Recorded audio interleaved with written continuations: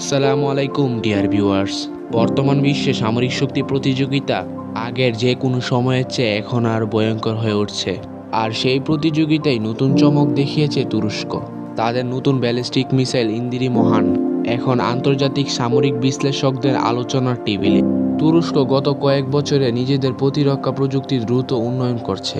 Drone প্রযুক্তি থেকে শুরু করে যুদ্ধজাহাজ, ফাইটার জেট এবং ক্ষেপণাস্ত্র, সব খাতে এখন তারা বড় শক্তি হিসেবে নিজেদের প্রতিষ্ঠাতা করার চেষ্টা করছে। আর সেই শক্তির অন্যতম প্রতীক হল ইলদিরি মহান ব্যালিস্টিক ক্ষেপণাস্ত্র। বিভিন্ন আন্তর্জাতিক সূত্র এবং সামরিক বিশ্লেষকদের দাবি অনুযায়ী এই মিসাইলের রেঞ্জ প্রায় ৬,০০০ কিলোমিটার পর্যন্ত এবং এর হাই স্পিড প্রায় ম্যাক ২৫। এই মিসাইলের সবচেয়ে বড় শক্তি হলো উচ্চ গতি এবং আধুনিক গাইডেন্স সিস্টেম। এতে উন্নত নেভিগেশন প্রযুক্তি ব্যবহার করা হয়েছে, যার মাধ্যমে এটি অন্যতম নির্ভুল আঘাত আনতে সক্ষম। ইলদিরি মহান এর গুরুত্বপূর্ণ দিক হল এটি মোবাইল লঞ্চিং সিস্টেম থেকে চালানো যায়, অর্থাৎ খুব দ্রুত স্থান পরিবর্তন করতে পারে। এ ধরনের সিস্টেম আধুনিক যুদ্ধে অন্যতম কার্যকরী হিসেবে বিবেচনা করা হয়।